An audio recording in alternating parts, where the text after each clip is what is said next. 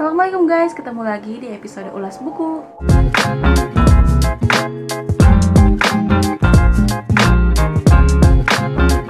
Dalam episode kali ini, aku akan membahas sebuah buku yang ditulis oleh seorang public figure, dan ini diangkat dari kisah nyatanya. Biasanya nih kalau kisah-kisah tentang marriage life itu suka bikin aku penasaran sih. Nah, kali ini dari sudut pandang orang yang ta'aruf. Mungkin di antara kalian juga udah kenal sama pasangan ini karena dua-duanya ini nulis dengan sudut pandang masing-masing. Nah, ini adalah bukunya, Skenario Terindah, karyanya Anissa Rahma dan Anandita Dwis. Bercerita tentang buku ini ya. Buku ini, Skenario Terindah, adalah tulisan yang berangkat dari kisah nyata seperti yang udah aku sebutkan tadi, bahwasanya ini real, ada di dunia nyata. Sepasang suami istri ini yang mengalami ta'aruf seperti yang sudah aku sebutkan sebelumnya. Jadi mereka membagikan apa yang mereka lakukan atau yang mereka lalui ketika proses ta'aruf itu. Aku juga pernah nonton video mereka waktu ketika mereka setelah menikah, itu mereka diundang di dalam talk show, terus mereka saling sharing tentang apa aja yang mereka lalui ketika mereka memutuskan untuk ta'aruf. Jadi waktu itu yang aku tangkap adalah di antara mereka berdua yang suka duluan itu yang aku tahu cuma si Dito. Ternyata di buku ini seperti yang udah aku sebutkan sebelumnya, ini ada dua sudut pandang, dan dua sudut pandang ini saling melengkapi. Karena apa? Karena ternyata mereka ini saling suka satu sama lain. Di sini dimulai dengan sudut pandang Anissa, gimana dia mulai tertarik dengan sosok Dito. Terus di part keduanya, setengah bukunya lagi, ini menceritakan tentang sudut pandang Dito, gimana dia kagum dengan Anissa. Jadi berangkat dari kekaguman dua orang ini, akhirnya mereka dipersatukan dan mereka berdoa untuk bisa jadi jodoh dan melengkapi satu sama lain. Lalu sudut pandangnya Anissa, kita digambarkan bahwasannya kekaguman Anissa itu berakar dari lagu Mencintai Kehilangan. Digambarin di sini bahwasanya kayak mencintai kehilangan, kok aneh ya judulnya. Secara Anissa ini adalah sosok yang pernah mengalami kehilangan akan ayahnya sendiri. Dan mencintai kehilangan itu adalah kalimat yang kontradiktif. Kayak jarang loh orang yang bisa menerima sebuah kehilangan, apalagi orang yang terdekatnya. Tapi judulnya aja Mencintai Kehilangan. Ketika didengerin, ternyata Anissanya suka dan penasaran, siapa sih yang nyanyiin? Dia searching dan dia googling, ternyata menemukan penyanyinya, dan dari situlah mulai benih-benih kekaguman kepada sosok Anandito, yang mana penyanyi dari lagu Mencintai Kehilangan itu. Di setengah buku yang kedua, part keduanya, ketika digambarkan sosok dari Anandito, mungkin diantara teman-teman udah pernah nonton talk show-nya, terus juga mereka udah pernah berbicara di sebuah tempat gitu. Di sini aku suka diceritain juga tentang gimana perjalanan pertamanya sampai dia tuh bisa kagum dengan sosok Anissa Rahma.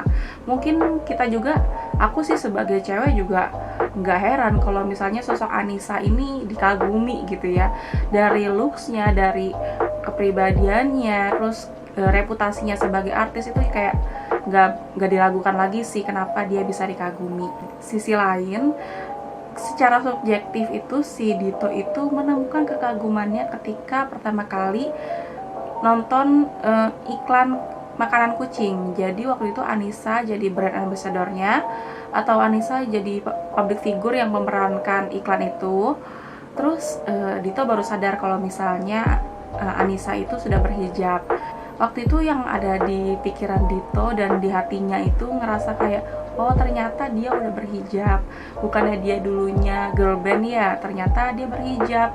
Terus di sisi lain, ibunya juga kayak udah ngasih pesan ke Dito, kalau misalnya cari istri kayak Anissa ya. Ini kayak, so sweet banget sih, dari ibunya aja udah dapet approval gitu. Nah, keminderannya ini ternyata membawa dia kepada jalan-jalan lain yang ternyata membuka jalannya untuk mengenal Anissa. Dan di sisi lain juga, Anissa itu ibunya udah struck duluan sama Dito. Ibunya Anissa pun kayak udah approval, jadi kalau punya mantu kayak Dito kayaknya cocok buat kamu.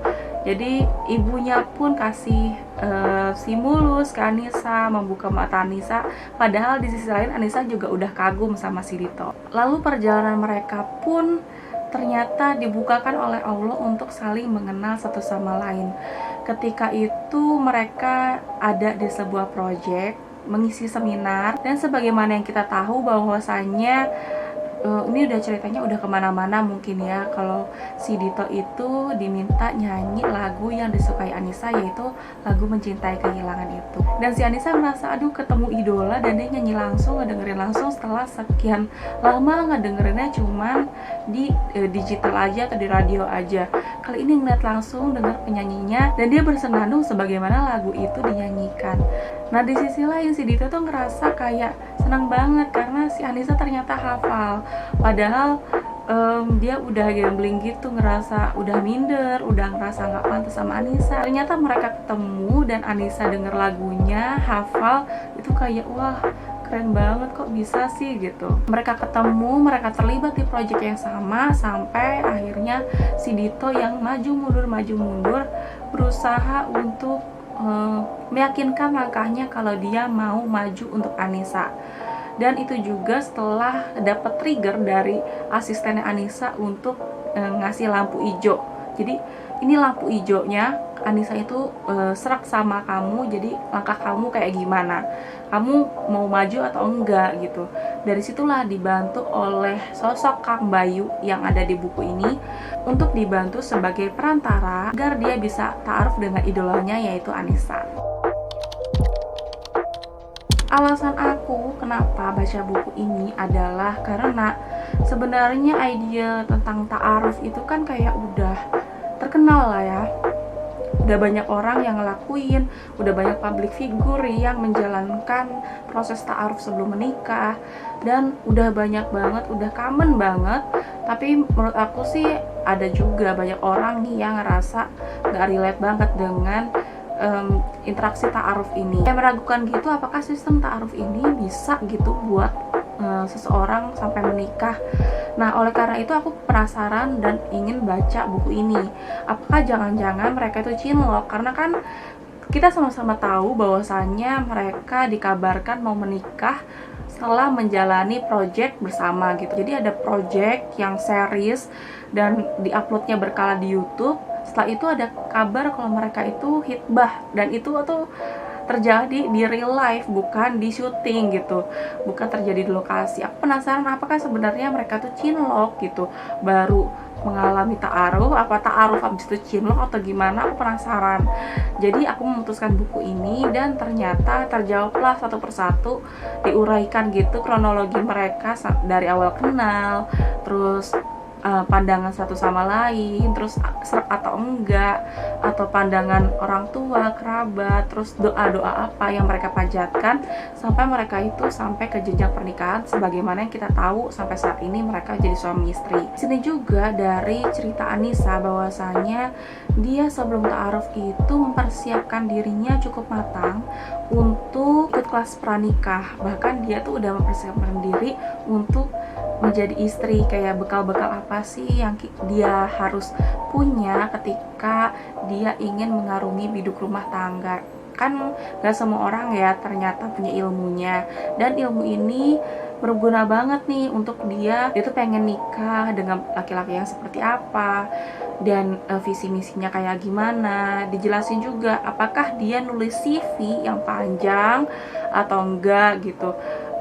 Ini jadi gambaran sih buat aku, kayak bahkan public figure aja ngambil keputusan untuk ta'aruf, ngambil jalur islami gitu.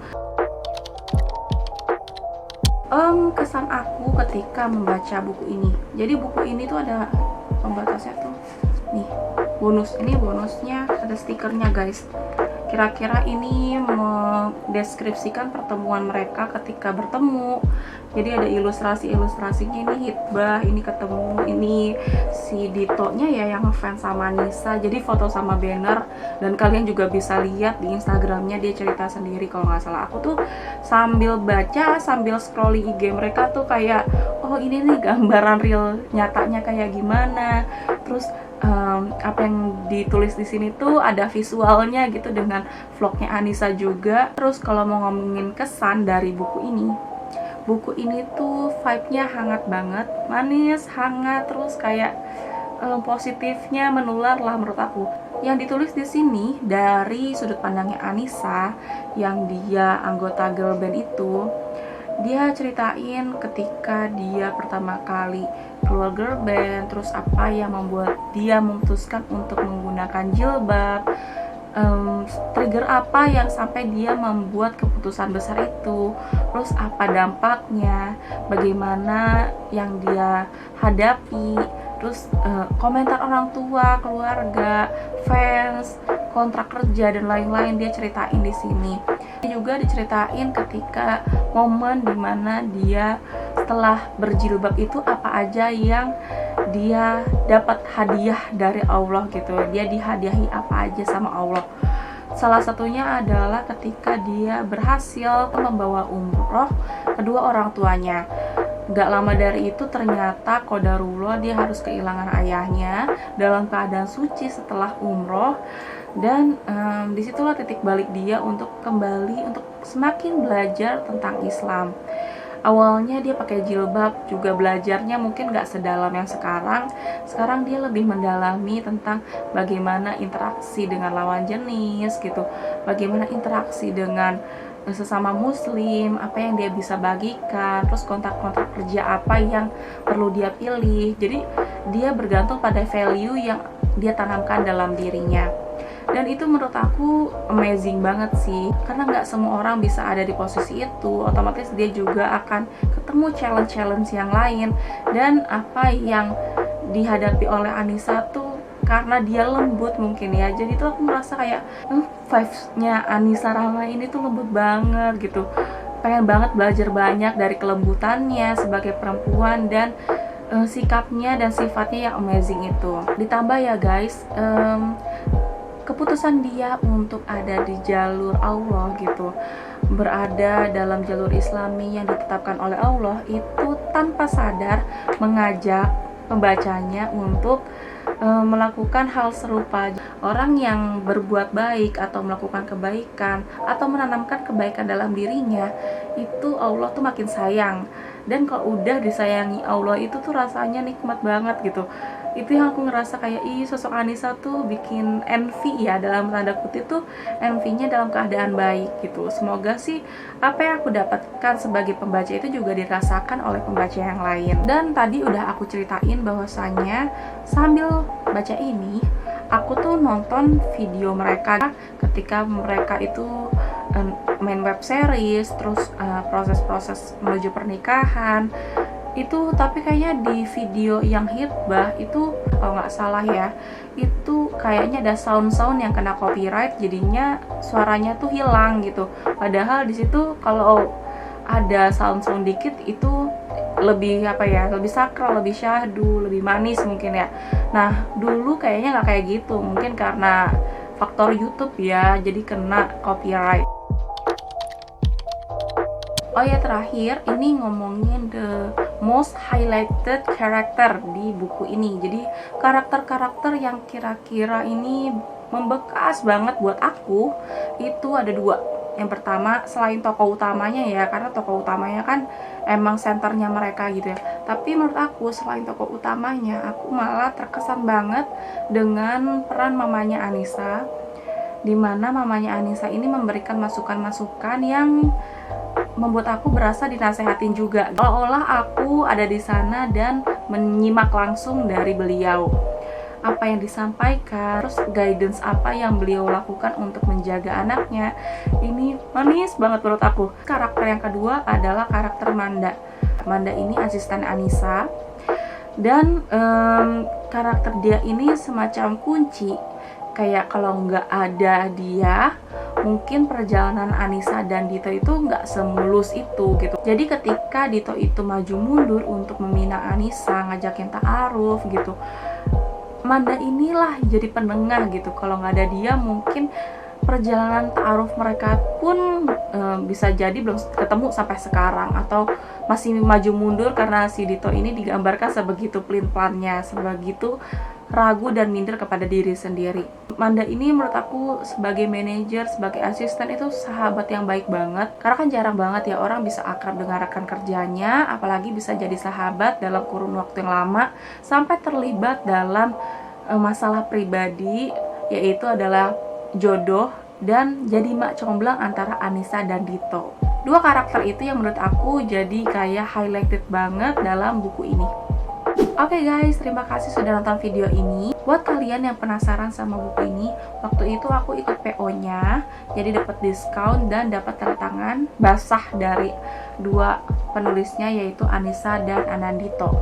Jadi buat teman-teman kalau emang penasaran dengan buku ini, silahkan kunjungi marketplace, atau kemarin aku lihat di toko buku terdekat itu udah tersebar.